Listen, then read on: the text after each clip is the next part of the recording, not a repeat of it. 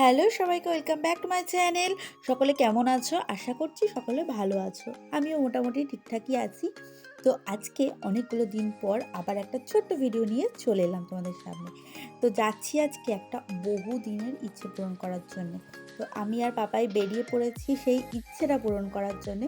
তো যেতে যেতেই বললি, তো বহুদিনেরই শখ বলতে পারো যে ছোট্ট করে একটা ট্যাটু করাবো। ট্যাটু বিষয়টা আমার বেশ ভালো লাগে। খুব খুব মানে হয় না, একজনের এক একটা বিষয় ভীষণ ভালো লাগে। তো সেই রকমই আমার ট্যাটু বিষয়টাও খুবই ভালো লাগে। তো সম্পর্ক যখন আমাদের শুরুর দিকে, তখনই পাপায়ের সাথে আলোচনা করি বা ঠিক করেছিলাম যে যখন করাবো তখন দুজনে মিলে একসাথে গিয়ে করাবো। কিন্তু ওই যে পাপায়ের তো কোনো বিষয় তো আর সয় না।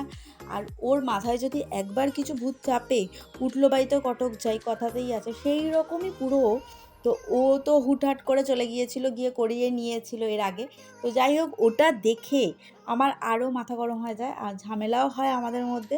তো আমি বলেছিলাম আমি আর জীবনে কোনোদিনও ট্যাটু ফ্যাটু করাবো না, তুমি আগে আগে করিয়ে নিয়েছো, কথা যখন রাখোনি আমি আর করাবোই না। তো পুরো বিষয়টাই আমি ভুলে গেছি, মানে ইচ্ছেটাও নিজেই ভুলে গেছি যে আমার এই ইচ্ছেটা ছিল একটা সময়। তো যাই হোক, হঠাৎ এই বেশ কিছুদিন আগে পাপাই আমাকে বলে যে ট্যাটু করবে। তো আমি বললাম না, তুমি আগে যেহেতু করে এসছো আমি আর করবো, বলছে চলো আমিও আবার একটা করব। তো যাই হোক, পাপাইয়ের ইচ্ছেতেই আবার আমার ইচ্ছেটা পুনরায় মানে ফিরে পেলাম। কারণ হচ্ছে আমার তো ভুলেই গেছিলাম, যার কারণে আমি মনে ছিলই না এটা ইচ্ছেটার কথা। তো যাই হোক, তো করিয়েই নিলাম, বেশ ভালো লাগে। আমি তো বেশ এক্সাইটেড ছিলাম, আবার কিছুটা ভয়ও লাগছিল যে কতটা লাগবে বা কিছু।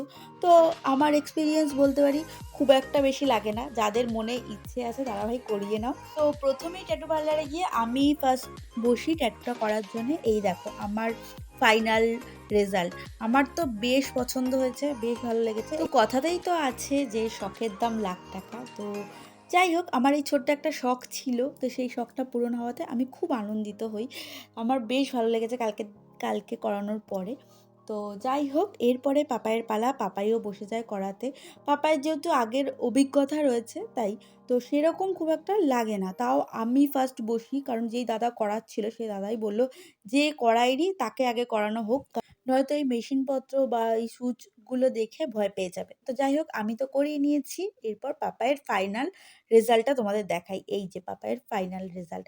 তো তোমাদের কেমন লাগলো অবশ্যই কমেন্ট করে জানিও।